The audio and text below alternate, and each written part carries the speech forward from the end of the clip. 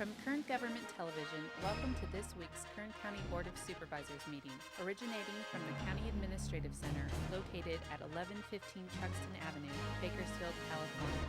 Kern County's vision is to create and maintain a customer-centered county government designed to garner the confidence, support, and trust of the people we serve. Today's Kern County Board of Supervisors meeting will convene momentarily.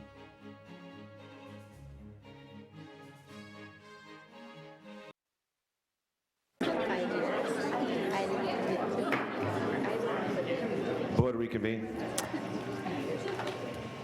Madam Clerk, please call the roll. Supervisor Gleason. Here. Supervisor Scribner. Here. Supervisor Maggard. Here. Supervisor Couch.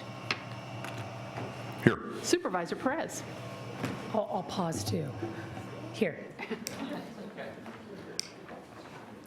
Outstanding. Before we continue with this morning's agenda, I want to note the passing of Donna Carpenter, who was taken from us suddenly. Donna was a civil engineer, a champion of progress, and a great friend to Kern County. We offer Donna's family our most sincere condolences. Please join our board in a moment of silence.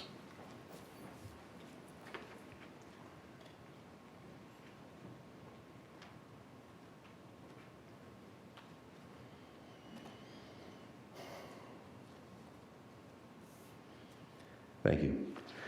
We'll begin this morning's meeting with a salute to the flag. Will be led by Mr. Dick Taylor, our County Veterans Services Officer. Please remain standing for a moment of silence, prayer, and meditation. Please join me in the Pledge of Allegiance to the greatest nation on earth, these United States of America. Salute, pledge. I pledge allegiance to the flag of the United States of America and to the republic which it stands, one nation, under God, indivisible, with liberty and justice for all.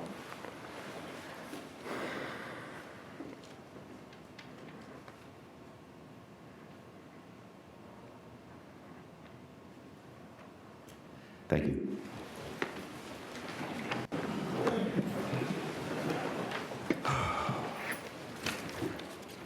Okay, we're going to start this morning with a review of the consent agenda. Please grab an agenda in the back of the room if you haven't already, and they're on the tables by the doors.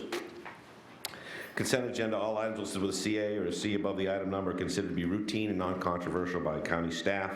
Consent items will be considered first and may be approved by one motion if no member of the board or audience wishes to comment or ask questions. If comment or discussion is desired by anybody, the item will be removed from the consent agenda and will be considered in listed sequence with an opportunity for any member of the public to address the board concerning the item before action is taken. So going through the agenda, under appointments, item 6, departmental requests, aging and adult services, 9, County Council, 13 and 14, Employees Training Resource, 15, Fire Department, 16 and 17, Mental Health Services, 18 through 21, Probation, 22, Sheriff's Department, 23 through 25. Any member of the public wishing to pull any of these items off consent? Number 6. Number 6.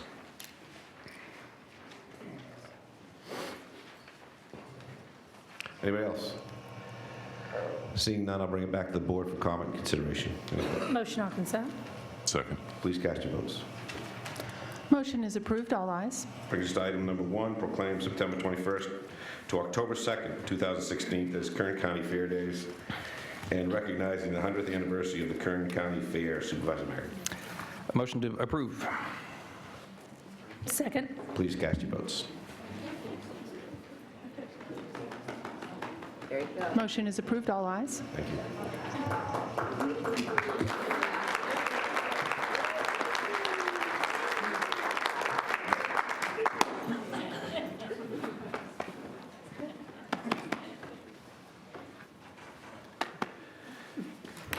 I might. Good morning, colleagues. I am joined by Mike Olcott, who is the CEO of the Kern County Fair, and Ferdinand the Bull, Freddie the Bull, Frankie the Bull, Casey the Bull. And welcome, both of you. Thank you. Come on up. This is the 100th anniversary of the Great Kern County Fair, and I'm excited to hear about what else can happen. It's going to be a little bit different.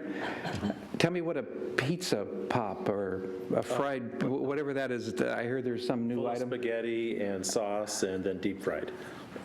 The whole thing is deep fried? Yes. Got your name on the couch? Everything is better if it's fried. Yeah, okay. If it has chocolate and bacon and peanut butter in it, it'd be even better, right? Okay, here's the proclamation.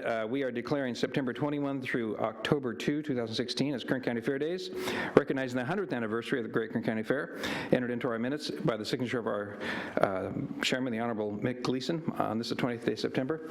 Thank you. Thanks for bringing us another one. Please tell us a little bit more about it, and Ferdinand, you say whatever you want.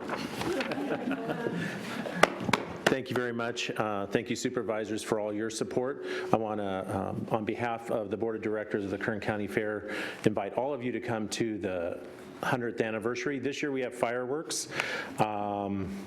We have all kinds of Shark Tanks and Egyptian exhibits and lots of good entertainment, lots of new food, beer gardens with craft beer, all kinds of fun things that we're doing this year, and hope that everybody can attend. A lot of deep fried food, so make sure you take your cholesterol pills before you come out. But everything is ready for you guys, and I hope you come out and enjoy it. Thank you for being so supportive of us. Thanks. Thank you very much. I know Supervisor Couch has something on that. I'm Supervisor Perez, I'm sorry. Please don't ever call me Supervisor Couch again. Just kidding, Supervisor Couch. Mike, thank you so much for your passion for the fair. Some of my earliest memories as a small child are of going with my family. We went every year. It was the thing to look forward to for our family. It was the best form of entertainment. It felt like it was 10 times bigger than it really is when I was a kid, and I thought it went on for like a month. So I was so disappointed as an adult to see it's 10 days, but I'll take it. And I'm just so grateful for your efforts to provide this opportunity to so many kids in the community. And thank you for being generous with kids in my district. You consistently are. And I'm so grateful for that because we have a blast together and creating those same memories for them, positive, healthy, aside from the fried food. So thank you very much. Thank you. I also remember growing up and going to Emerson Junior High, just up the street and seeing all of the rides come in and riding your bike around the fairgrounds and wanting to see it and get there as soon as the fair opens. So Great times. It's great times, and thank you for your support. Thank you.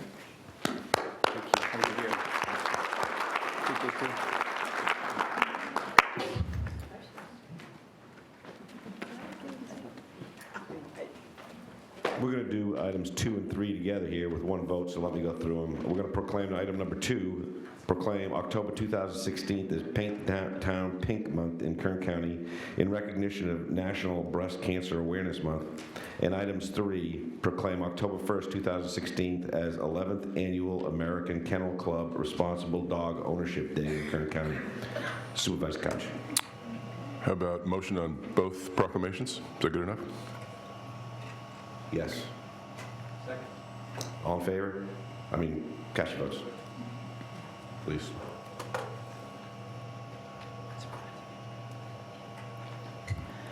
Thank you. The vote is all ayes.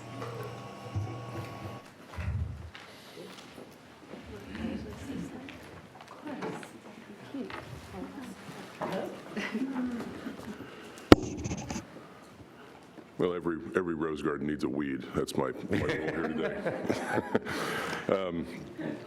Today, I'm honored to present the proclamation to Jennifer Henry and let her say a few words. And we're talking about Paint the Town Pink Month here in Kern County. It's in recognition of National Breast Cancer Awareness Month. And the county does this to bring awareness to a really important health issue. And again, we're going to showcase the exterior of the administrative building with pink lighting and place breast cancer awareness banners in the rotunda. So I want to read the proclamation and then hand it off to Jennifer and let her say a couple words. It reads, the Board of Supervisors, County of Kern, State of California, has officially proclaimed October 2016 as Paint the Town Pink Month in Kern County, and this recognition has been entered into the official board minutes signed by the Honorable Chairman Mick Gleason. It's dated today, September 20th, 2016. Jennifer? Thank you. Oops, sorry. Thank you, Supervisors. We're here again. It seems like we were here a week ago. Right? It's 24 years Links for Life has been established in Kern County, and every dollar raised here stays here in Kern County. With this funding, we were able to field 3,200 phone calls in our office, assist 610 walk-ins, provide 388 ultrasounds, 212 mammograms, and fund 30 needle biopsies, which resulted in 3 positive diagnoses of breast cancer in women under 40. Without Links for Life in Kern County, this would not happen. With that needle biopsy, they're able to receive treatment through the California Breast Cancer Treatment Fund. So we fund different than other people. We supplied 21 bras and prosthesis, and 378 women attended our support group, which is monthly, so divide that. I think it's 30 a month. And with that, last year we established an under 40 support group, and we have approximately 6 to 8 under 40 who attend that support group. So we do make a difference in this county, and we want to thank you for all your support. Make sure you join us in Tehachapi on October 1st and in Bakersfield on October 3rd for Lacing It Up. It's a lunchtime walk. Bring your departments and come out and join us. I know the General Services has 21 walkers coming, so we're excited to have them. So thank you for your support.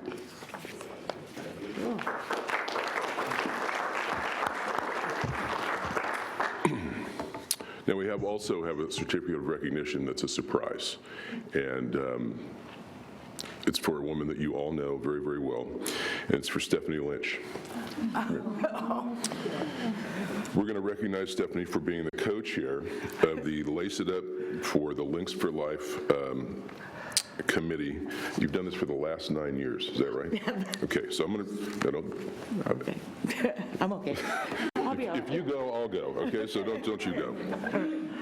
Okay, I'm going to read this. It's a certificate of recognition presented to Stephanie Lynch in recognition of your dedication to the women and families facing breast cancer throughout Kern County, in acknowledgement of 9 years serving as the co-chair of the Lace It Up for Links for Life, and 14 years as a breast cancer survivor, and a leader in the fight against breast cancer, and for exemplary public service and civic contributions to the community and to Kern County. It's signed by all the members of the board, dated today.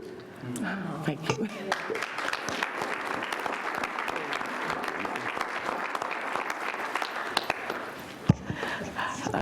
The last 14 years have been challenging. The last 9 as co-chair of the walk has been a lot of fun. I'm counting sandwiches right now. But knowing that Links has helped so many women in the community and their families, it's been well worth it. Thank you. Thank you.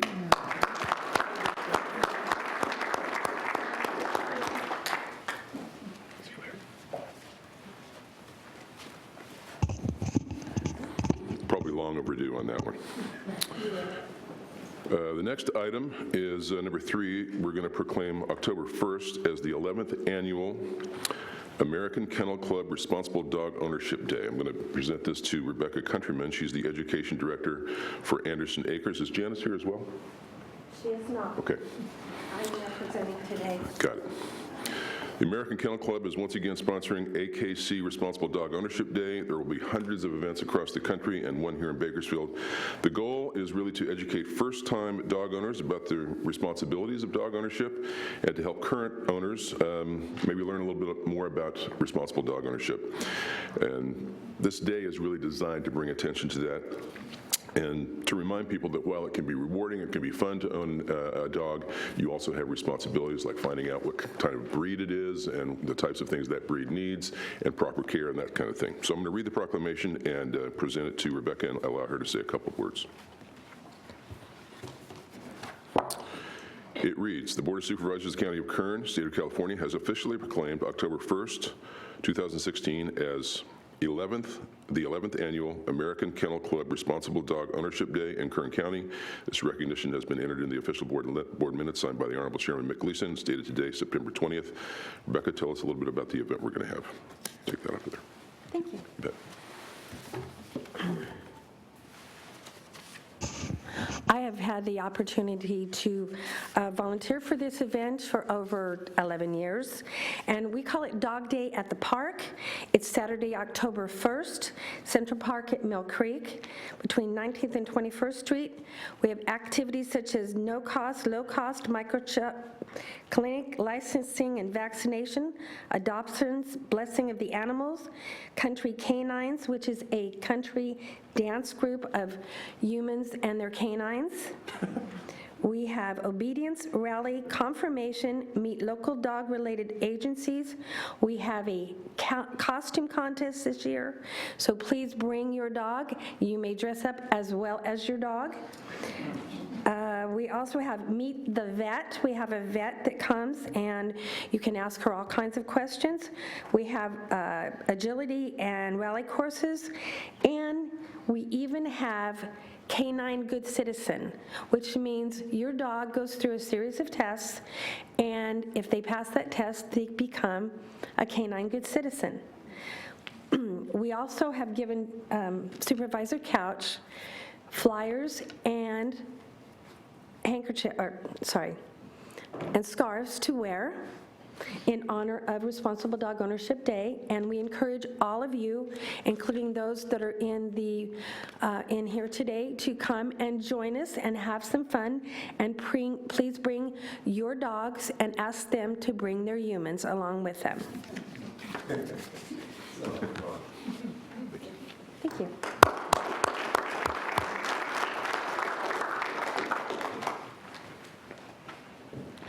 Okay, the next item, item 4, there's no vote required. It's a presentation of a certificate of recognition honoring Irma Carson, Executive Director, Ebony Counseling Center, upon her retirement with 26 years of dedicated service to the center. Supervisor Perez. Thank you.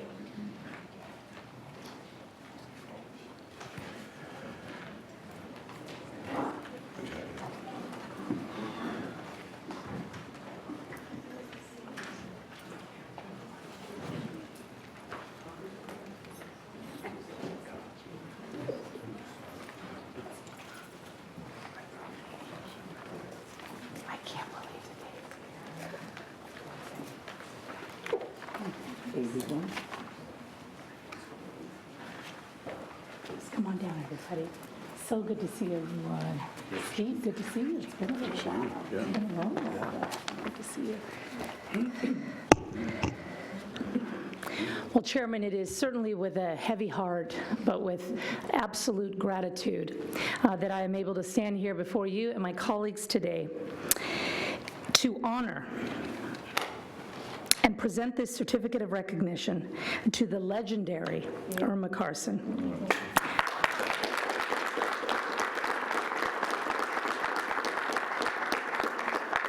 As Executive Director of Ebony Counseling Center. Ebony Counseling Center has provided desperately needed outpatient treatment for substance abuse here in Kern County. They've done so with love, support, and hope for so many families. For over 26 years, Irma has led this agency as a valued partner of Kern County Mental Health Department, and we are extremely grateful for her time, energy, and unparalleled dedication.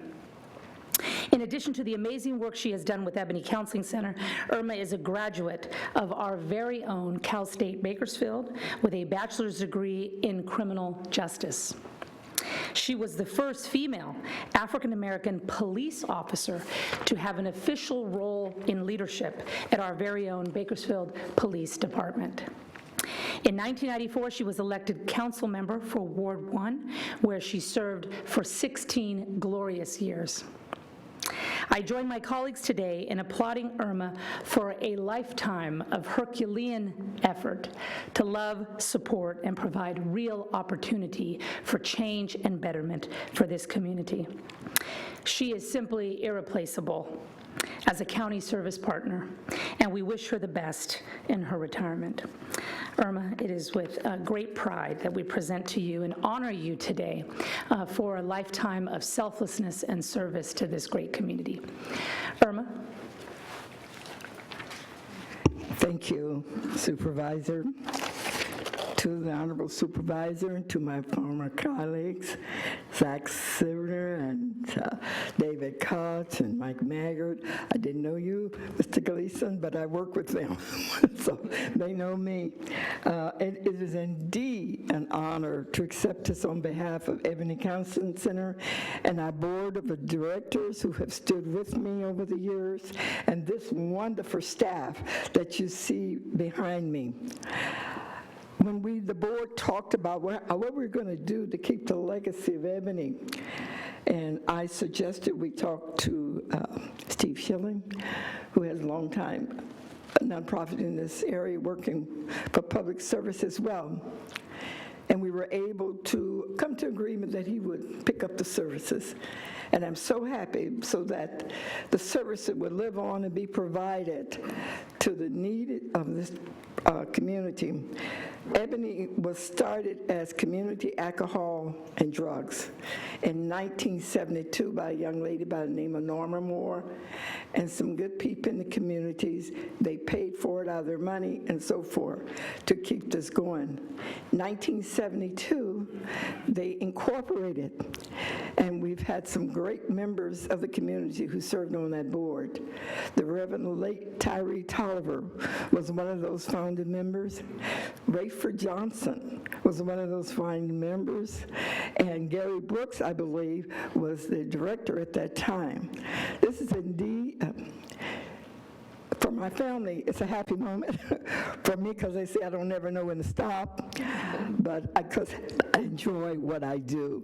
But my staff, this is the most wonderful. I couldn't have done it without these people standing behind me, and they do deserve a hand of applause.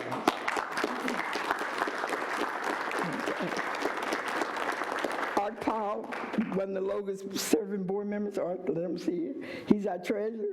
Keep us online. Gloria, our secretary, is right there. And our president, Jerry Shipman, could not be here today.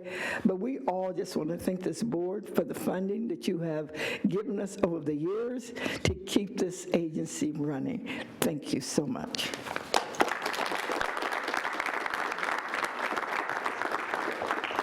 Supervisor Gleason, members of the board, I'm going to introduce Steve Schilling, the CEO of Clinica Sierra Vista.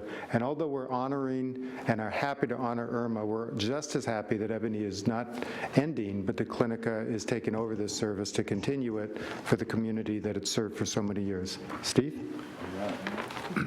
Thank you, Mr. Chairman, members of the board. Well, we're thrilled to join you today in honoring Irma and her lifetime of service to this community. Irma approached me a couple of years back and said, I'm getting to the point where we've got to find a new spot for this agency. And she worked, and I think that's really a testament to her commitment and dedication to the services of this agency, is to ensure that it has a home to continue its important services to the people it serves. We have contracts with Project 180 for gang violence.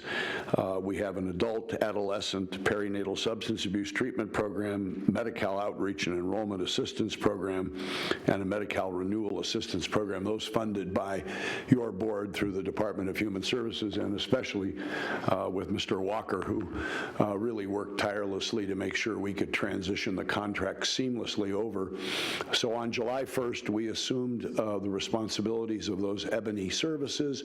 Ebony Counseling Center continues today at a slightly different location down on South Union. It will always be known as the Ebony Counseling Division or branch of Clinica Sierra Vista, and we're just tickled pink that all of these wonderful people who spent many, many years themselves laboring on behalf of this community transitioned over with us. So the legacy continues. Irma's work will be recognized and remembered for a long time, and the valuable and important services that this agency and these staff provide to the underserved and to the particularly needy populations specifically will continue in service to this community. So I want to thank your board, thank your staff, and especially a heartfelt thanks to Irma for thinking about the future and not just leaving here and heading off on her own. She really committed herself to finding a new place for this agency, and that's a real testament to her character. Thank you very much.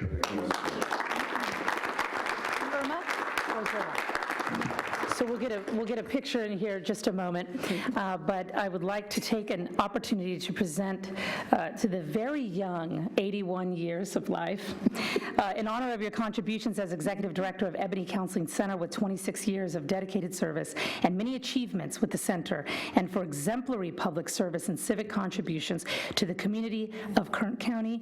Your years have transcended party, they have transcended race, they have transcended class, have brought people together.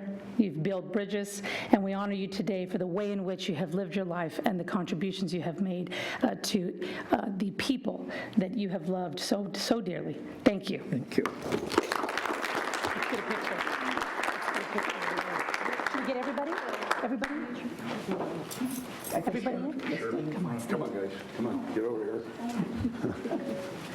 Well, somebody go back there with a camera. Who's got the camera? Do you want to be in? You got a camera? Yeah. You know, we always do it from the side, Steve, because Here, Pritika's got a camera. Why don't we all skip real fast? Sorry.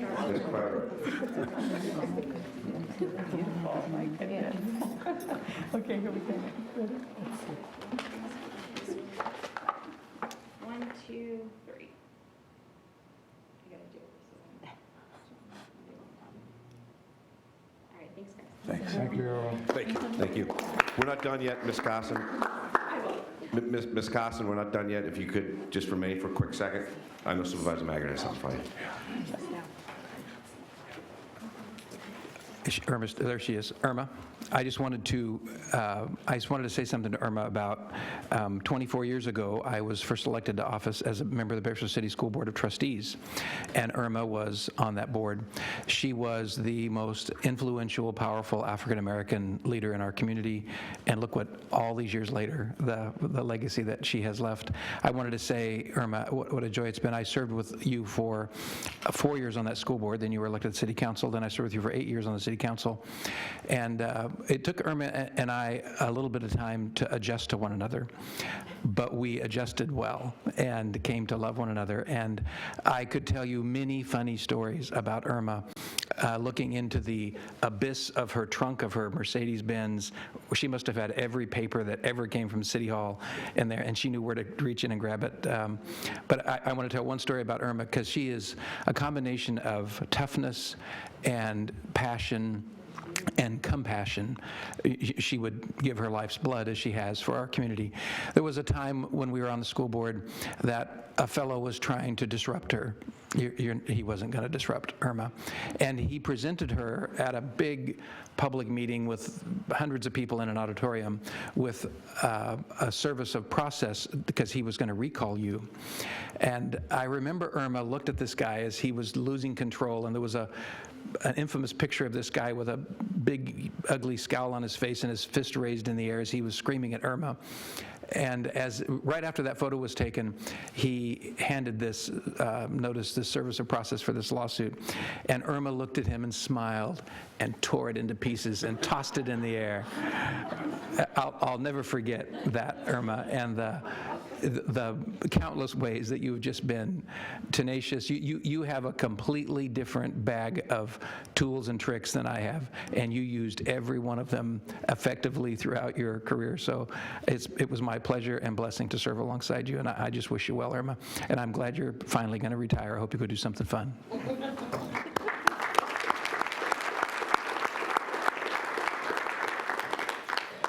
That was refreshing. And no vote required for this one. Number 5 is a certificate of recognition to the Tohono Indian tribe in celebration of honoring our ancestors' powwow on September 24th and 25th, 2016. Supervisor Scrivener.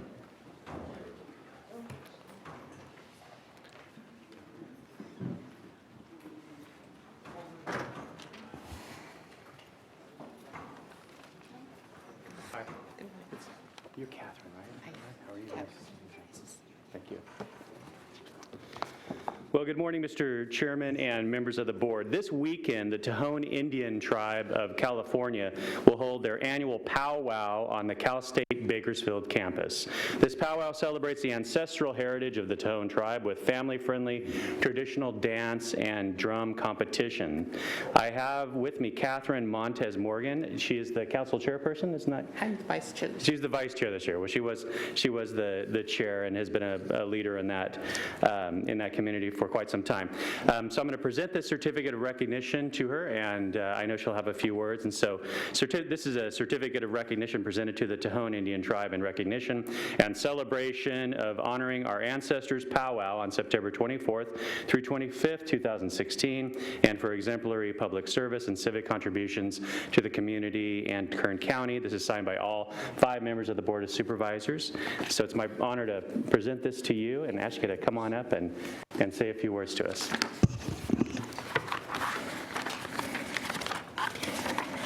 Nimuwach Damian Hakuhipo.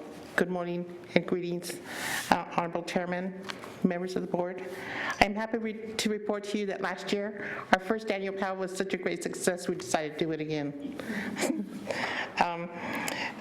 Thank you so much for the certificate in honor of our powwow, and we invite you all to come out Saturday to enjoy our culture and share with our community, to see what we're doing and sharing our community. Thank you. Thank you. Thank you.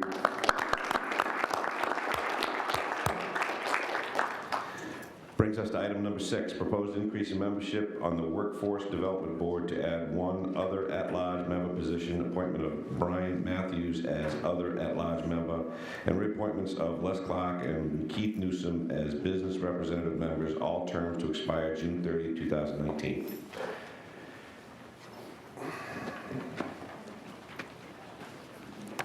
Good morning, Board. David Fluhart, Havilah, 1st District. Last week, number 1 on the agenda was Workforce Appreciation Week, and a valuable aspect, resource, and influence of our workforce is, of course, the local Workforce Development Board.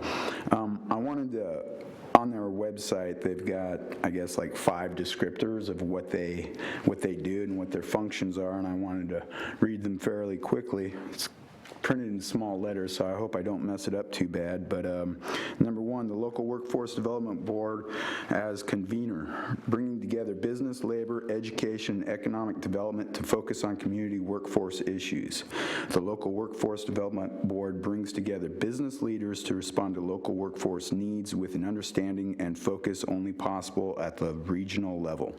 Number 2, Workforce Development Board as workforce analyst, developing, disseminating, and understanding current labor markets and economic information and trends. Information about jobs and career pathways described in accessible ways is critical function of the local Workforce Labor Development Board. Number 3, the Local Workforce Development Board as broker, bringing together systems to solve common problems or brokering new relationships with businesses and workers. 4, the Local Workforce Development Board as community voice, advocating for the importance of workforce policy, providing perspective about the need for skilled workers, and are an important nexus of communications, facilitating dialogue between employers, policymakers, and the public. And lastly, the Local Workforce Development Board as capacity builder, enhancing the region's ability to meet the workforce needs of local employers. And I know it's kind of boring me just reading this, but since we've lost 2/3 of our major revenue industries, basically oil and agriculture, hopefully the Workforce Development Board can figure out a viable solution and a new way of going about doing things. And I really support this, and I really support their work with ETR and with the EDD and the, America Job Centers for California. Anyways, just want to take a few minutes for this and acknowledge this, and basically an extension of last week's number 1. Thank you very much for your time, effort, and patience, and have a good day. Thank you. So anybody in the public wishing to make a comment on this particular item? Seeing none, I'll close the public hearing and bring it back to the board. Motion to approve. Second. Please cast your votes. Motion is approved, all ayes. Brings us to item number 7, public presentations. This portion of the meeting is reserved for persons to address the board on any matter not on the agenda, but under jurisdiction of the board. Board members may respond briefly to statements made or questions posed. They may ask a question for clarification, make a referral to staff for factual information, or request staff to report back to the board at a later meeting. Also, the board may take action to direct the staff to place a matter of business on a future agenda. Speakers limited to 2 minutes. Anybody have anything they want to talk about? Okay, seeing none, we'll move to board member announcements.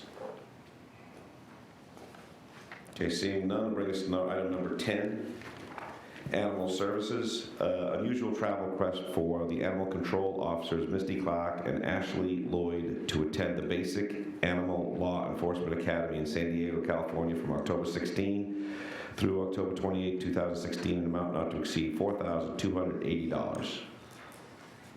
Mr. Cullen, over to you.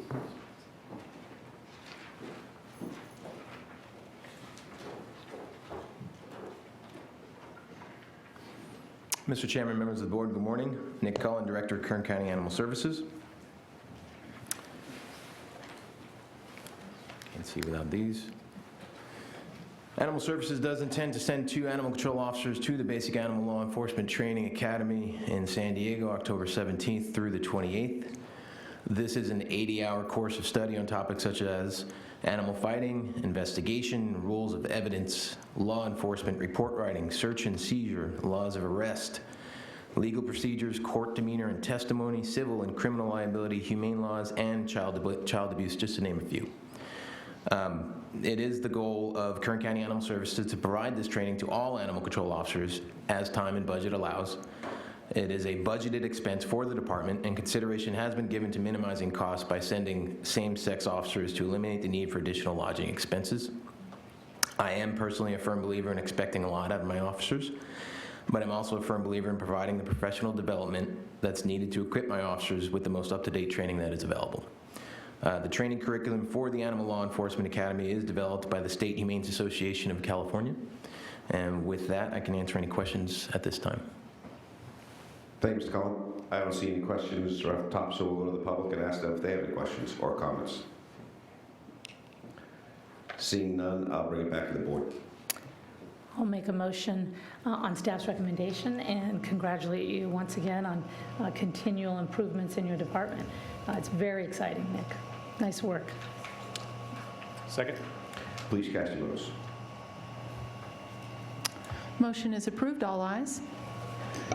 Next up is under County Administrative Office, number 11, proposed deletion of countywide vacant positions and reinstatement of 1 Veteran Services representative position effective October 1st, 2016, and proposed hiring freeze guidelines. Ms. Lawson. Good morning, Mr. Chairman, members of the board. On August 16th, your board directed our office to proceed with identifying positions that could be deleted based on the following criteria. The position has been unfunded and vacant for 12 months, or the position has been funded and vacant for 24 months. The main intent of this process was to remove positions from departments that were not being used at the current funding level in order to provide a better picture of what a department is truly using in permanent authorized human resources. Our office met with 21 departments over the past 2 weeks and cooperatively identified 177 positions that would meet the criteria, including the reinstatement of 1 Veteran Service representative position. We do need to read a few revisions added since this letter was issued on Thursday, provided to you in the corrected attachment A. The corrections include additional deletions made to Budget Unit 1110, Auditor Controller, and Budget Unit 2340, Probation. Most of the positions proposed for deletion are vacant and unfunded. There are some, however, that are being deleted that are both funded and vacant. The savings of $429,859 represents the net general fund cost of the positions being deleted. These savings are currently recommended to remain in the respective budget units. Our office recommends that these savings be evaluated as part of the review of countywide discretionary programs that is currently underway with departments. Deletion of vacant positions is one of several processes our office will be performing as we prepare for the next fiscal year. The general fund's ongoing deficit of $45 million is down to $30 million due solely to the current year reductions departments incurred. The cuts going forward are going to be more strategic. Now that vacant positions are cleaned up, we are moving to the discretionary programs for prioritization for your board's future consideration. Our office is also moving forward on development of a strategic financial plan and several innovation initiatives. There has been much discussion and concern about how the budget applied a 5% budget reduction across all departments this year. While perhaps not ideal, the magnitude of the fiscal situation and the need to move the county towards a fiscal sustainable plan was prudent. Last week, Supervisor Maggard asked about the 5% reduction as it applied to the Sheriff's Department. We would like to help clarify how that reduction works. It is important to note that the reductions that the sheriff and all other departments take are not on their total budget, but the amount that they receive from the general fund. For example, this slide shows that the sheriff's budget in fiscal year 15-16 totaled $217 million. $97 million of the budget is not funded through the net general fund cost. The amount of the budget funded by the general fund was $119 million, and this is the amount that the reduction is applied to. To help illustrate this, here is the same slide with an added portion of showing the 5% reduction totaling $5.9 million for the Sheriff's Department. This is the small section separated on the lower portion of the chart. Supervisor Maggard asked about the change to the sheriff's budget due to the funding your board allocated during the budget hearings in August. It's important to note that the funding, while isolated for the sheriff, was actually budgeted in the appropriations for contingencies budget unit and has not yet been transferred to the department. Your board requested that the costs are reimbursed to the sheriff as they are incurred. While we anticipate the full amount of the $1.5 million for operations will be used, it is likely that the $1.3 million for the Academy will be less. That being said, assuming that the sheriff is reimbursed for the full amount of the Academy and operations, the adjusted net general fund cost reduction would be $3 million or 2.6% of the sheriff's general fund allocation. To further illustrate that change, here is the same chart, again showing the portion assuming a 2.6% reduction. Hopefully, this explanation was helpful and answered your board's questions from last week. Finally, we have provided you with proposed hiring freeze guidelines for the purposes of evaluating position requests from departments. This is not what we would consider a hard hiring freeze, which would not allow any positions to be filled regardless of the reason. The guidelines allow for positions funded by state and federal programs to be approved, takes into consideration whether the position is for a discretionary or a mandated function, addresses the budget concerns our office has regarding the specific department's use of BSI or budget savings incentives, which indicates that the department is using one-time funds for operations, and provides alternative solutions to hiring a permanent position, such as consideration of extra help or lower classifications to perform the same functions. It also gives priority to funded safety positions that are deemed mission critical. If your board concurs with these guidelines, we will begin applying them to positions requested by departments. Any department that disagrees with our determination has the ability to directly request your board's consideration. That concludes our comments related to this item. The recommendation is to approve the position changes shown on the corrected attachment A summary of position changes effective October 1st, 2016, and refer to Human Resources to amend the department positions and salary schedule, and provide any further direction you may have on the hiring freeze process. We are prepared to implement and follow the guidelines as presented in attachment B. We would be pleased to answer any questions you may have. Thank you, Ms. Lawson.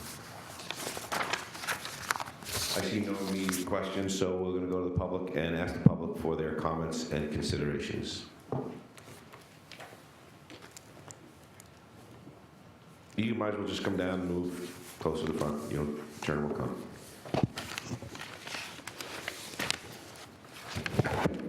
Good morning, Mr. Chairman, members of the board. Mary Bedard. As both the auditor and the controller for Kern County, I get to know the management at the departments, and I can tell you that you have many talented and innovative employees out there. Many general fund departments have accumulated BSI over the years, and that is largely because they have been frugal. They are creative in managing their budgets. When a vacancy occurs, departments do look to see if they still need the position, and if so, can they leave it vacant for a while to try to eke out as much salary savings as possible. You have some very good managers out there. There are controls in the county's employment process, and they start with the board initially authorizing a position. Then, at budget time, discussions do take place between the CAO and the departments over which positions to fund for the coming year. In addition to those controls, for the past several years, departments could not even submit a requisition to fill a vacant position without the CAO's specific authorization. So you have had a process in place for years that forces the discussion between the department and the CAO regarding whether there is a continuing need for that position. As I know you are aware, county operations are not an assembly line requiring a set number of employees at all times. There are ebbs and flows to the workflow in every department, sometimes depending on the time of year, other times when certain projects come along. Some things can be postponed for a while if you are short-staffed, others can't. And then there are the state mandates that come out of the blue and can increase workloads suddenly. Then you can have employees going out on extended medical leaves, with the department left scrambling to cover the position in order to get the work done. In that situation, the staff can be stretched to the breaking point, particularly in the small and medium-sized departments. And it is departmental management, not the CAO and not the board, that is in the best position to make these types of staffing decisions. With a hiring freeze, every decision made by an employee to leave a department drives the discussion about what resources are needed. You're starting from the presumption that the position should be eliminated rather than using thoughtful, long-term planning to evaluate the needs of the department. Throughout the county, you have employees making an extraordinary effort to serve the citizens of Kern County with the limited resources available. As one example, a few weeks ago, the county issued an RFP for a new HR payroll general ledger system to replace the obsolete 44-year-old mainframe system we currently have. While tobacco money can be used to pay for the contract, so far it is not clear if the county will be able to allocate any additional resources to the departments that will be implementing this project, ITS and HR, but primarily my office. An implementation of this type can entail pulling many employees away from their regular duties to work on the project for months or even years while still getting the normal workload done. You have probably heard horror stories of other agencies attempting to replace their aging computer systems and experiencing costly failures, and the primary reason for these failures is that they didn't devote enough resources to the implementation. So my office is trying to be as innovative as we can to free up resources for the project. We've talked to your board before about the TRACS timekeeping system, which continues to greatly improve efficiency throughout the county, including in my own office. But there are many other areas where we have improved efficiency. These don't warrant big presentations to the board, just employees on a daily basis being innovative and finding better ways to do their jobs. A year ago, my programmers were able to change our vendor payments program so departments could electronically attach invoices to the claims. This has improved efficiency countywide, but especially in my own office. Another example is that we have been able to increase the number of vendors receiving their payments electronically through the new e-payables program, reducing the time and cost of printing and mailing payments to vendors. The time we are able to save in my office is used to cross-train employees so that once the implementation begins, employees throughout my office can help to backfill the employees who are working on the project. These are examples from my office, but other departments are also looking for ways to innovate and improve efficiency. The proposed financial improvement teams sound like a very promising step in that direction, taking a proactive approach by joining the knowledge and experience of departmental management with an outside team that can bring in a fresh perspective in order to identify areas where greater efficiency can be achieved. I think many here today would agree that county government has many talented employees and good managers whose judgment you can rely on. If there are department heads you feel cannot properly manage their budgets, then that is something you should deal with directly. But I encourage you to trust your employees.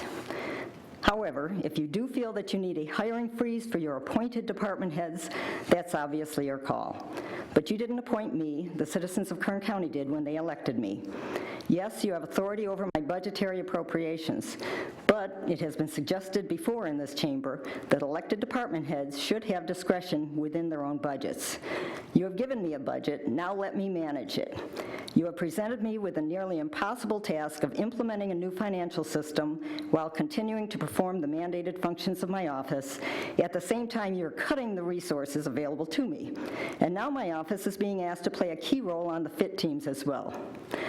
I have extraordinarily talented employees, and we will try our best to do all that you're asking of us, but do not tie my hands. Please let me manage my budget, but don't second-guess me on every staffing decision I make. Thank you. Thank you for that. Next up.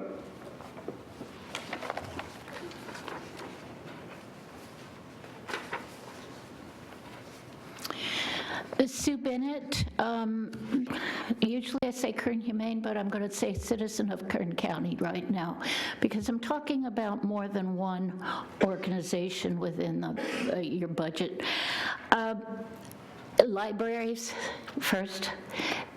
Our library has already been checking and cutting and moving. I don't second guess your library, head of library, Nancy Kerr. What I do say is watch what's going to happen in the future. Don't cut more. Don't keep lopping. I've been a school librarian for 30 years. I watched our budgets go from $6,000, $7,000, $8,000 a year to zero. And our school libraries now in the city of Bakersfield are probably 10 to 20 years out of date. Not every school, most of the schools. You see it cut, you see it cut, you see it cut. And you go from people who were paraprofessionals to clerks. And there's nothing wrong with the clerk, but they don't have the feel. That's what happens when you cut a library staff. That's what happens when you cut a library budget. Don't let that happen to Kern County. The other one, of course, close to my heart, animal control. Mr. Cullen is giving up an assistant type management position. I don't think he's taken a vacation since they opened the new shelter.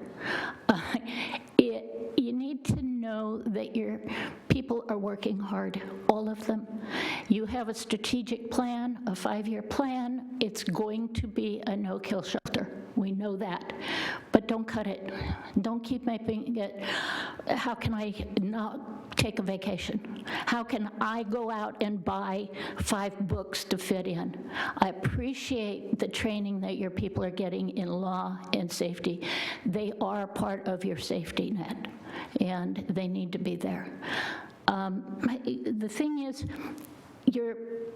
for instance, your sheriff's budget, you're cutting this much out of his budget at 5%. You're cutting this much out of the animal control in the library budget. That's huge. That's not a small piece. That's huge. Thank you. Thank you, Ms. Beck. Mr. Collins, is that statement correct? You haven't had a vacation? Just nod. Yes or no? Is that a true statement? Come to my office after this.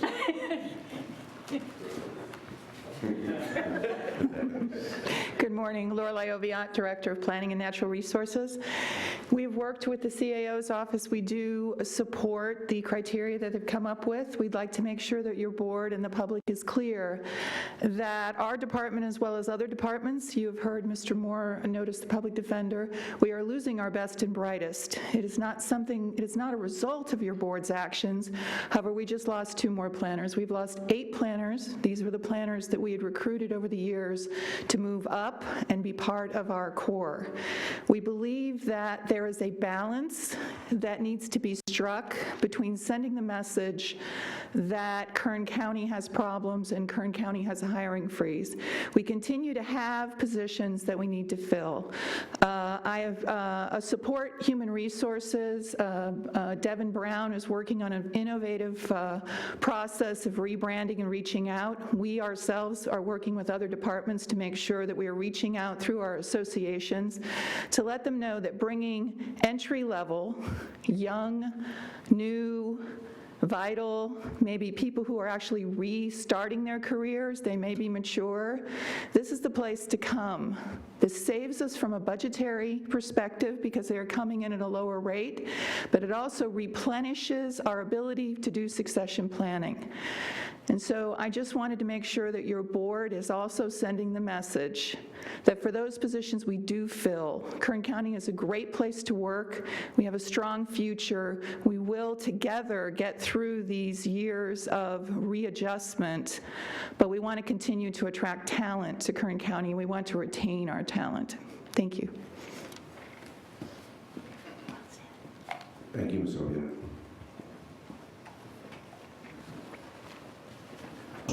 David Fluhart, Havilah, 1st District. We're still sitting at $30 million to cut, and it's tough, it's difficult. We've already said or been told there's going to be pain going around and a lot of hard decisions, not a joy ride at any point, but after the decisions are made, then we start restructuring and figuring out what needs to be done and how to manipulate the situation to adapt and overcome. I would say keep going forward. There's a lot of hard issues here, and they'll get straightened out. That's all I'm going to say. Make it quick for you. Thank you very much. Thank you, Mr. Blunt. Anybody else? Come on down.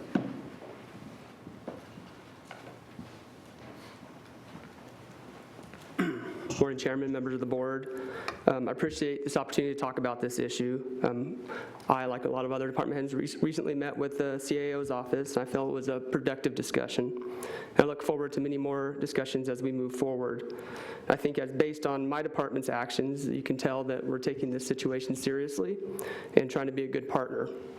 I appreciate and concur with the CAO's recommendation that any salary savings stay with the department.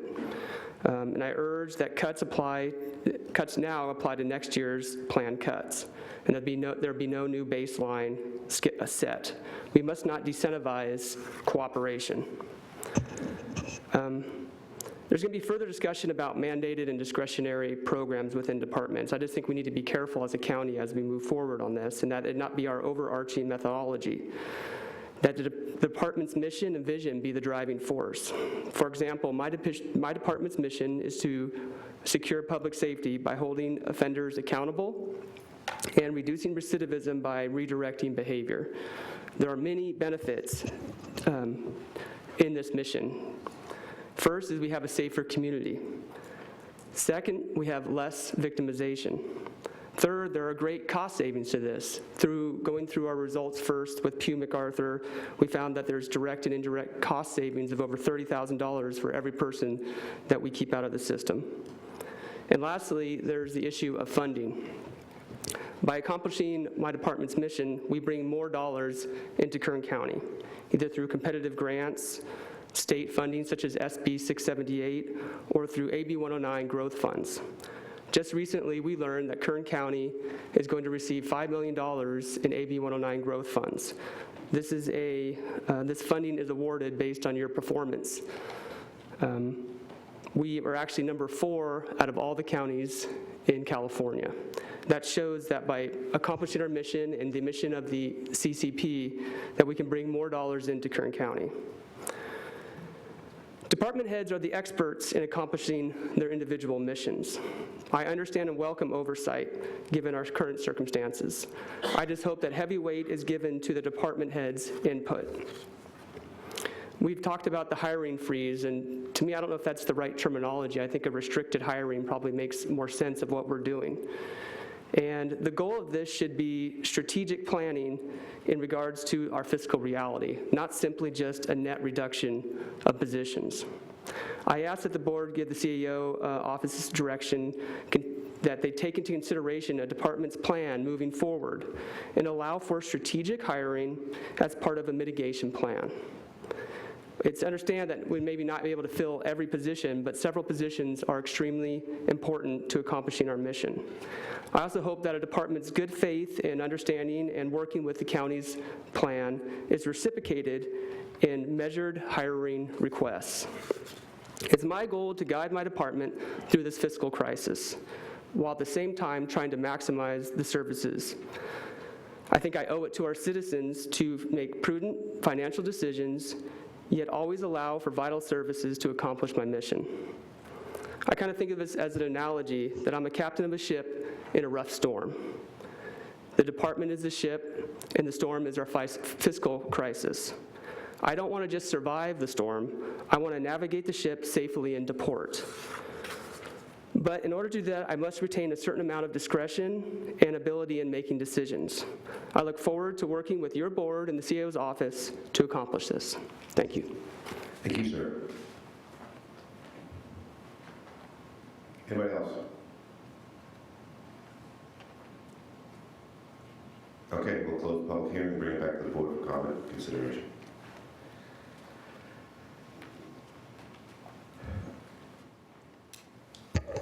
Excuse me, Chairman. Forgive me. Thank you. Can I get a response from the CAO's office for, in particular, Ms. Bedard's very pointed remarks? I'd appreciate it. Thank you. Supervisor Perez, through the chair. We're going to have a lot of things that we're going to have to look at over the next several months. This was the first process on the deletes, and now looking at a hiring freeze.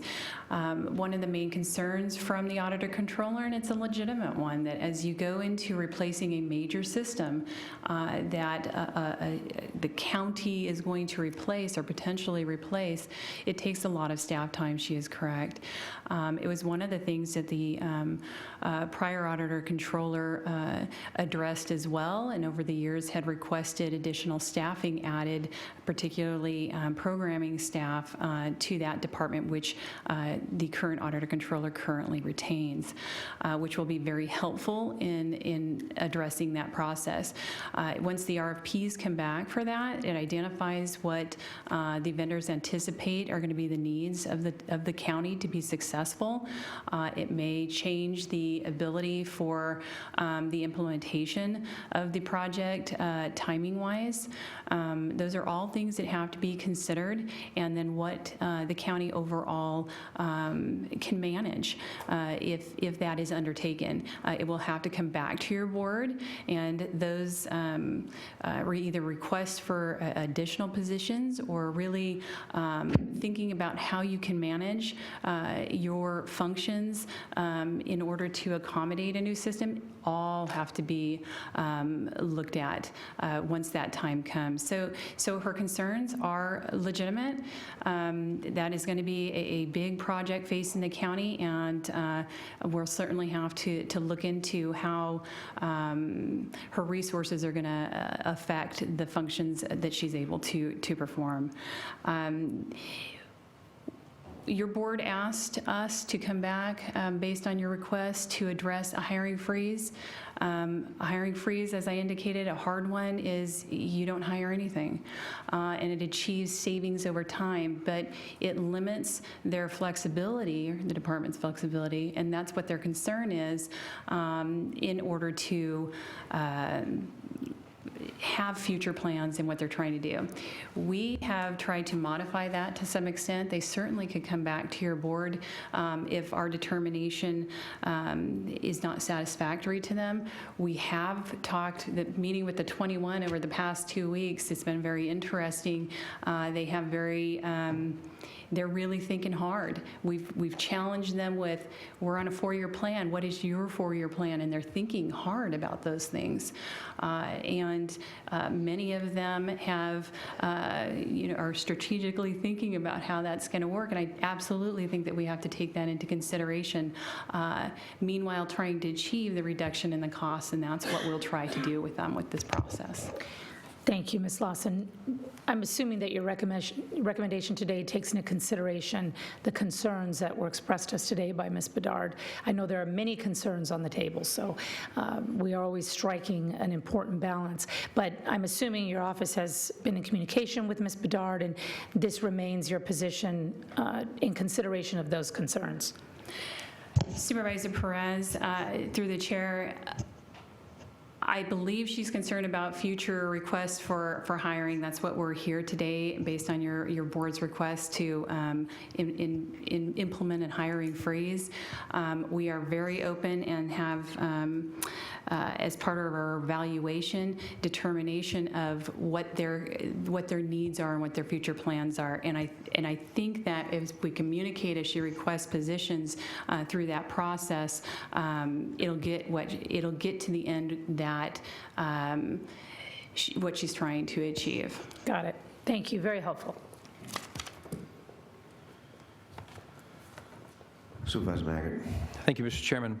I'd like to clarify some of the language near the end of the staff report that deals with the recommendation that's before us, specifically the role the CAO's office will play in authorizing or not authorizing position changes. And I believe that, I don't have this language in front of me at the moment, but I believe that language was something to the effect that the authority to this will be vested in the CAO's office, and the CAO's office will report to the board after the fact, on a monthly basis, I think it was, what changes have been authorized or not authorized. And what I'd like to have a discussion with my colleagues about is whether or not we want that to occur for expediency in the CAO's office and we receive a report after the fact, or what process is in place, and do we need to modify this motion so that that if the motion approves staff's recommendation, what language should be in there that would make it clear to our department heads that if they don't, I don't want to turn over all this authority to the CEO's office and be done with it. The authority rests with us. We are the ones accountable to the taxpayer. So I want to make sure the language is such that it's crystal clear that if that department head doesn't see the result they think they have a mandate to serve their taxpayers, their constituents with, if it isn't being met, that they have the ability to come to us. So I'm interested in what my colleagues think about that language and if it should be modified, and would like to hear your discussion.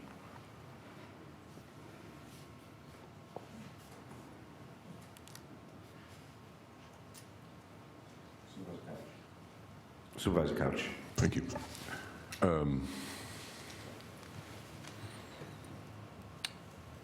On page, excuse me, Ms. Lawson, on page 2 of your board letter at the bottom, where it says proposed hiring freeze guidelines, item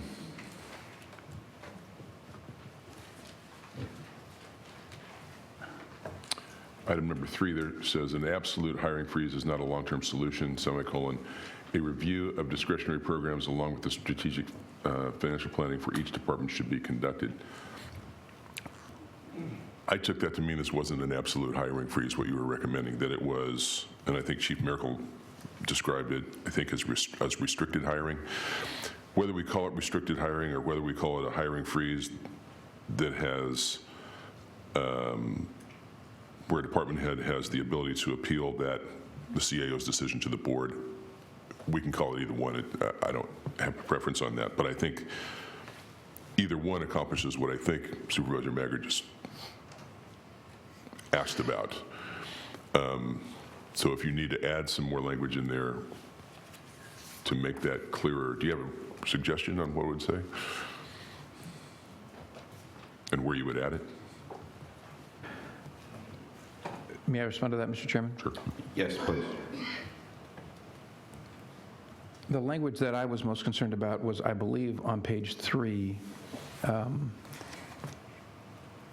I'm sorry, I read this over the weekend, and First paragraph. We're all scrambling. Last sentence. Yes. For efficiency purposes, the hiring authority, thank you. For efficiency purposes, the hiring authority should be delegated to the county administrative office with monthly reporting to your board of every position authorized in the previous month. So I see some connection to the third of those 3 points that you were talking about, but I'm not comfortable with the only voice in the room being the department head and the CEO's office, and us not having a role in that. And if it's after the fact, there is a consequence to the department for the potentially 3.5, 4 weeks it takes to get to us, if it's the month after. So that was the wording I was concerned about. What are your thoughts, Supervisor Couch? Can I jump in there? What I was, and maybe this is not the way you envision this working, but I was assuming that the reporting by the CAO's office on the prior month's discussions, recommendations, authorizations, denials, whatever they were, is an entirely different process from the department head choosing to bring forward the appeal of your, for example, your denial. The department head, in my view, and maybe I'm wrong, wouldn't and shouldn't have to wait until we get the report from the CAO's office in the following month.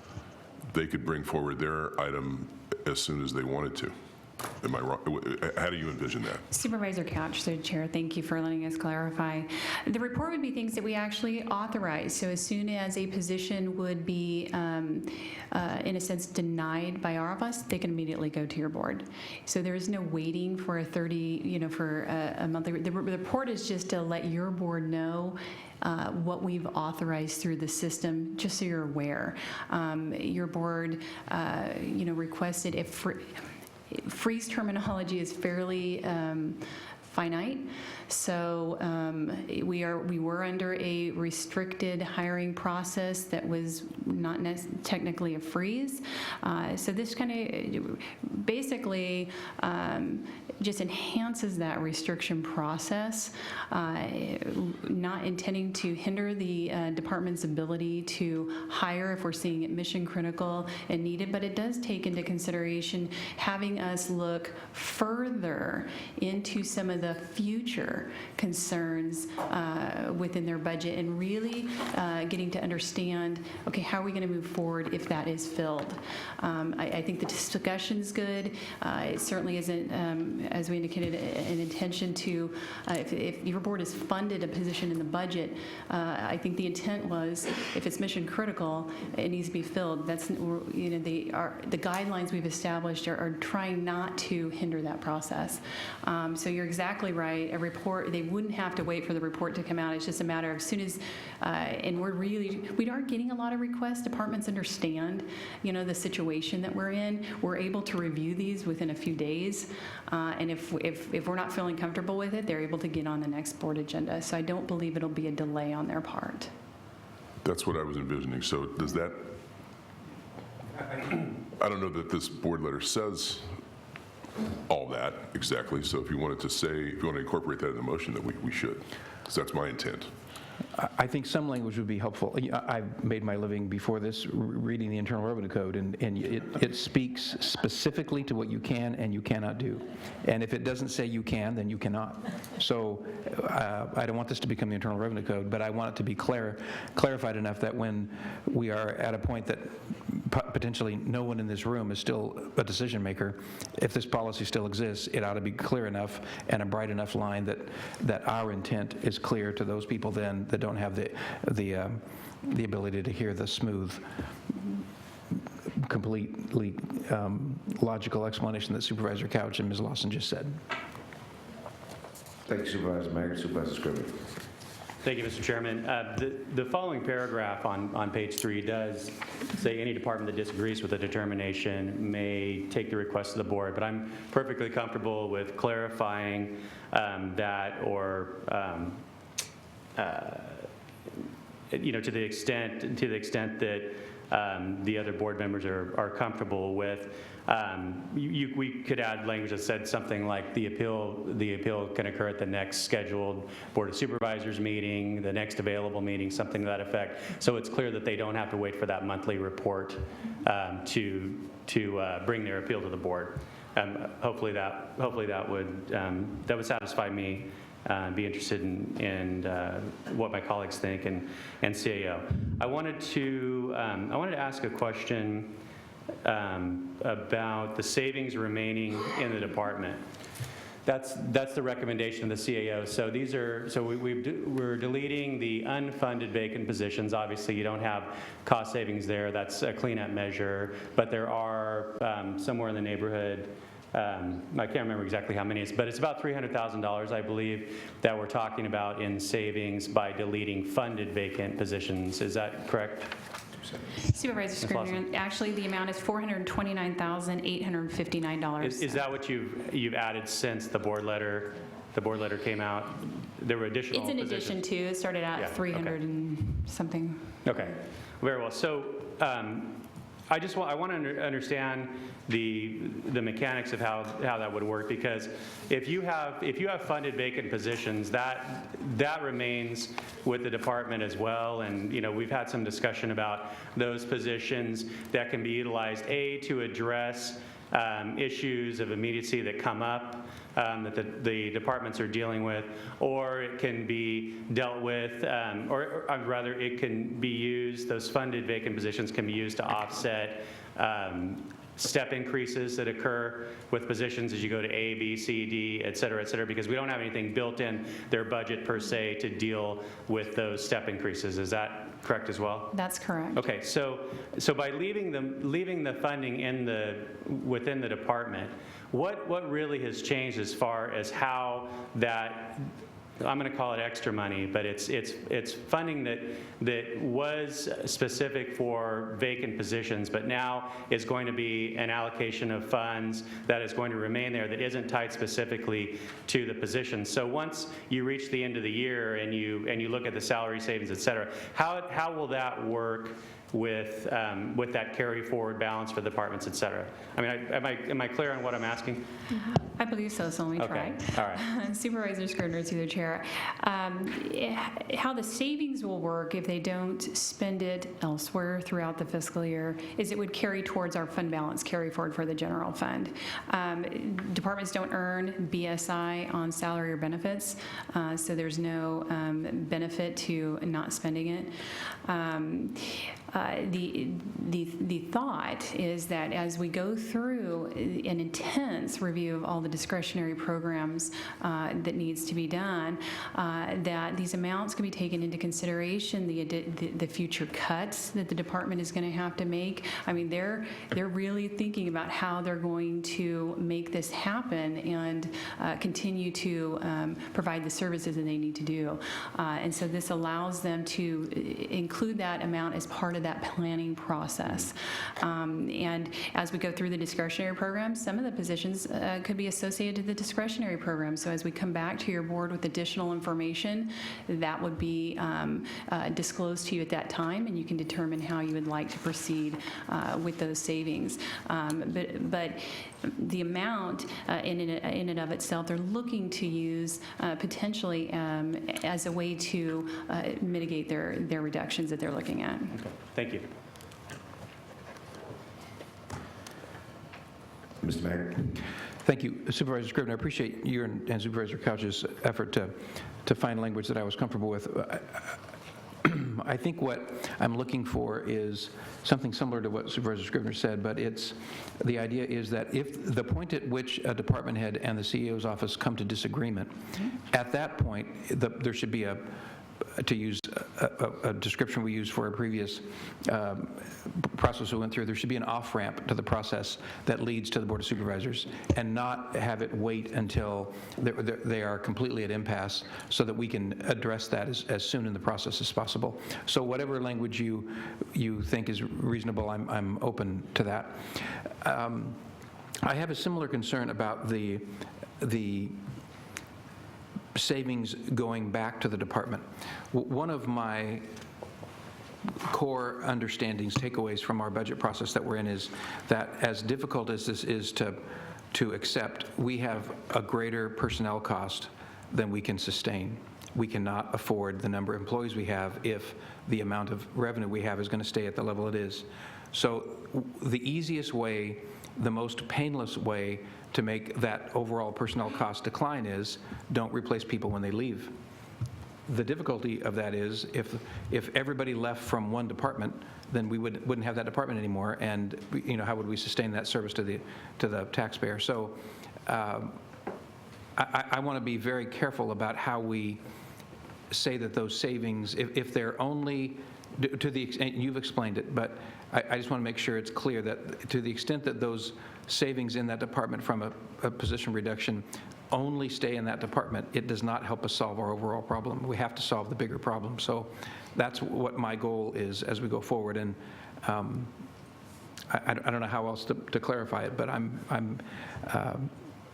Ms. Lawson, do you have any suggestions on how we might succinctly include that language about the ability to initiate the appeal to the board before the report is issued?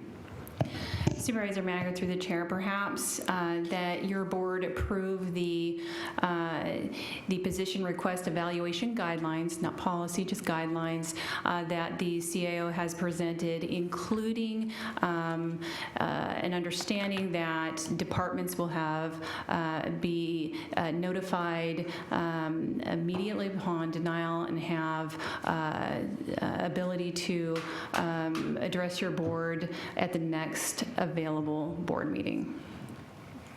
Okay, thank you. Supervisor Perez. Thank you. I have a question for council. Is there a way to reserve a portion of the budget, and I mean in light of the Brown Act considerations for our agenda specificity, is there a way to reserve in the agenda every Tuesday a segment like public presentations where members of or our department heads can come forward and express concerns they have and let this board know in a timely fashion that negotiations are either falling through, that there's some information that's not filtering properly through the CAO or department heads? Does that make sense? Supervisor Perez, through the chair, it does make sense. You can put that on as an agenda item on a recurring basis every week if you'd like. And the CAO could put it on, or a department head could put it on, or your board could instruct the clerk of the board to have that put on as a recurring item. As long as it's on the agenda and it's published and it's noticed and all of that, it complies with the Brown Act. I did have a suggestion on the language that was discussed earlier, if you'd like me to comment on that. Please do. My suggestion is just that if you do approve what the CAO is asking, that you add the following clarification. The requesting department shall retain the authority to to appeal the CAO's determination to the Board of Supervisors, at any time. And then that puts the onus on the department head simply to notice it up and come to the board. Thank you, Chairman. I'd like to know what Ms. Lawson thinks about what I indicated. And it's what I hear from many folks, and what I've heard today is some consideration and concern around timing and being able to come to the board and express concerns about disagreements that may occur between the CAO and our department heads, be they elected or otherwise. Supervisor Perez, for the chair. If an agenda item is important, I'm thinking perhaps we can just come back weekly. We'll just put it on every agenda and report to your board on every board meeting, and then it'll be on the agenda every single time, if that would be helpful. That sounds potentially daunting in terms of information, in particular where there is consensus. My concern is just providing an opportunity for folks to come forward and say, I respectfully disagree with the CAO. For these reasons, can I have some consideration? It's a process matter, and I just want to make sure folks can get to us fast. Supervisor Perez, I would suggest that the county council's suggestion on that wording were that they're available to come at any time would then suffice. If I might, one of the issues with the Brown Act is you have to describe in 20 words or less on the agenda what it is that's going to be discussed. So the person on the street reading the agenda would know and be able to come in and participate in the discussion. That's what the Brown Act is about. And if you do just have an item that says, this is the time set for any complaints, any disputes that you have with the CAO about whether they've approved your position or not, I think it has to be a little bit more specific about, for example, is it the sheriff's department that's disputing it? Is it the probation department that's disputing it? Something like that, rather than just having a generic noticed action every time. You've got to have some sort of specificity so that people will know, oh, that's something that I'm interested in participating in. Okay, that was my concern, but this sounds different than what you told me a few minutes ago. Well, you can have a recurring item on the board session each week, but we need to put some meat on the bones on the agenda about, well, who is it that's going to come in and make their pitch to the board? We would have to at least know that, so we could put that on the agenda. Well, for example, that is my concern, Council, because there's a 10-day notice process when it comes to specificity for the agenda. Right. And I would be curious to know, perhaps my colleagues are not interested in this, but I'm curious to know how we give an opportunity on a regular basis for folks to come forward and, air their concerns. They'd have to make a request, I think, either probably to the CAO's office, to put something on the agenda if they want to, or they could put it on their own agenda if they wanted to, on their own sub-agendas. Or your board could have an item, a recurring item on the agenda, so long as the clerk of the board, for example, knew what specific department was coming in and going to make their pitch to the board. Okay, thank you. You're welcome. Supervisor Scrivener. Thank you, Mr. Chairman. A department head at any time, for instance, if the auditor controller was concerned about a dispute in hiring programmers, if that was the case, if you're talking about the new accounting system, they can put that on their own sub-agenda. You're not going to have a situation where the CAO denies their ability to have that item on the agenda and heard by this board, correct? Supervisor Scrivener, through the chair, no, but quite often when we have agenda reviews on Wednesday mornings and we go over the sub-agendas that the departments have, sometimes their agenda descriptions aren't accurate because they're not specific enough, and so they might not make it on the agenda that following week, or there might be a problem with their board letter, it's inaccurate, or it's not non-existent, so they might not make it on that agenda. So there is a minimum standard that each department has to set when they want to have something on the agenda, so that neither the public nor the board is going to be bushwhacked when it comes to a public meeting. Okay, I appreciate that, but I think it should be pretty simple for a department head to request an item on the agenda that says that we would like to hire these positions, the CAO does not concur, and we'd like to appeal this decision to the board. I agree. So, but I think it would also behoove them to put in their board letter why they disagree. So I think that the platform exists for them to bring those items at any time to this board during any regular meeting of the Board of Supervisors. I'm comfortable with a monthly report from the CAO that talks about the positions that have been identified as candidates for deletion, and then the department heads have that appeal process. We clean up the language a little bit as far as the department head's ability to appeal that decision, whether elected or non-elected, as we discussed earlier, and I'd be comfortable with that being the direction to staff, and we can move on. Thank you. Supervisor Maggard. Thank you. I'm comfortable with that as well, what Supervisor Scrivener last said. I don't think we need to have a recurring item because it will just make it cumbersome. But I want to make sure something is crystal clear to the public who may not listen all the time. The CEO's office does not develop the agenda. The CEO's office does not approve what goes on the agenda. The agenda is there to serve this Board of Supervisors, and it is presented to that chairman, whoever that chairman is, and any of us may place an item on that agenda, but it is not, I want to make sure sure that there's not a misunderstanding about that in the public.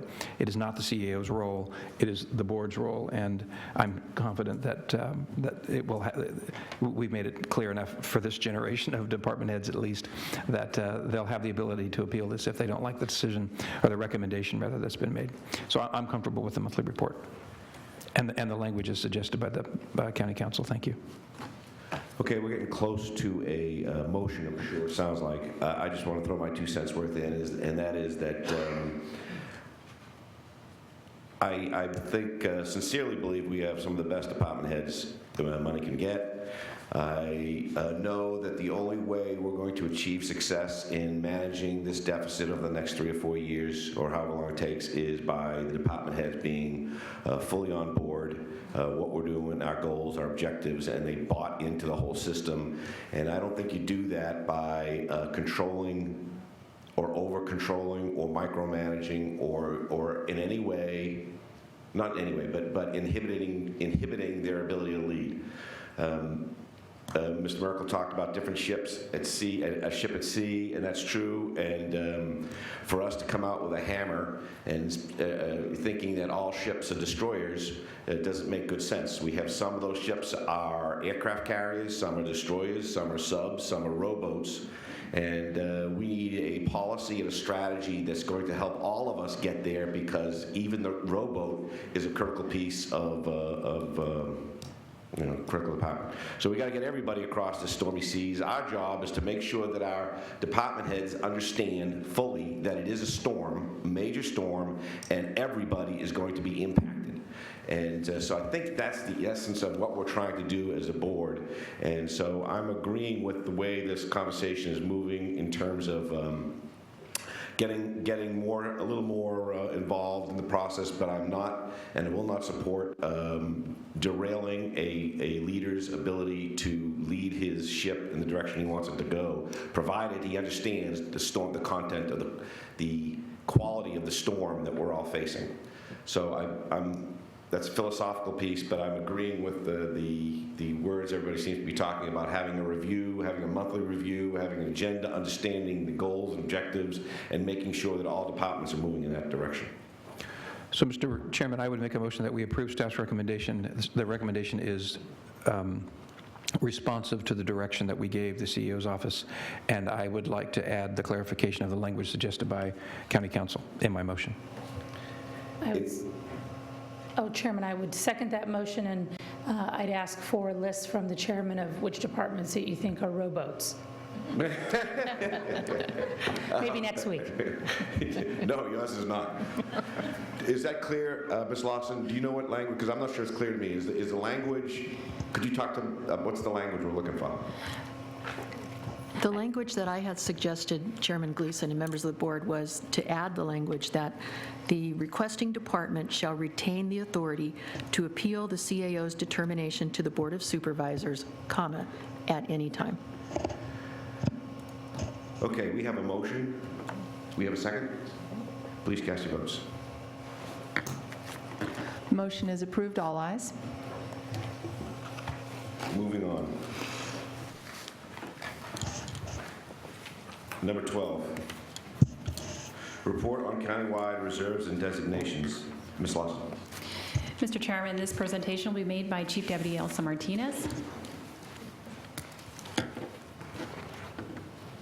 Good morning, Mr. Chairman and members of the board. Your board requested additional information regarding countywide research and designations. This report provides your board with the research and designations for all funds under your authority, other than the general fund. This is the same report included in the annual recommended budget. While a reserve can only be accessed through the budgetary process or in case of a fiscal emergency, your board has the authority to authorize the use of a designation through a 4/5 vote at any time during a regular scheduled meeting. The research and designation can be used for the purpose and mission of the specific department, since most of the fund represent collections from the public for a specific purpose or reimbursement from federal and state programs. With the exception of the general fund and Proposition 172, the level of the reserves and designations is established at the department level. As noted in the report, for funds that affect multiple departments, the County Administrative Office works with the county sales tax consultant and the departments in developing estimates. Final estimates are provided to the departments early in the budgetary process. While most funds do not have a mandated level of reserve or designation, the County Administrative Office works with the departments to ensure that a portion of the funds are set aside to help manage future costs. This concludes the staff presentation, and I'll be glad to answer any questions you may have. Thank you. Any questions before we go to the public? Public. Any questions from the public? Any comments or thoughts? Seeing none, I'll bring it back to the board.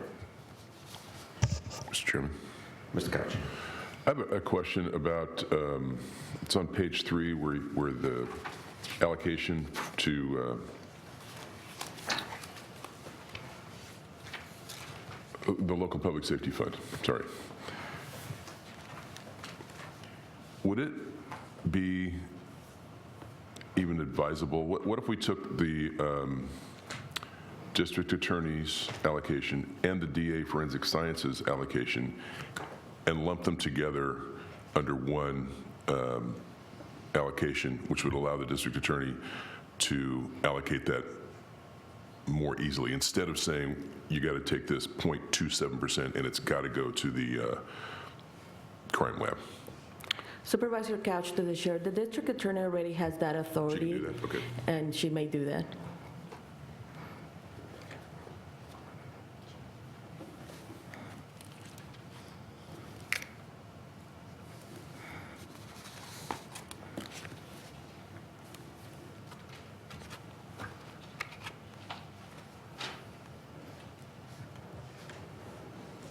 This is a receive and file? Yes, sir. Okay.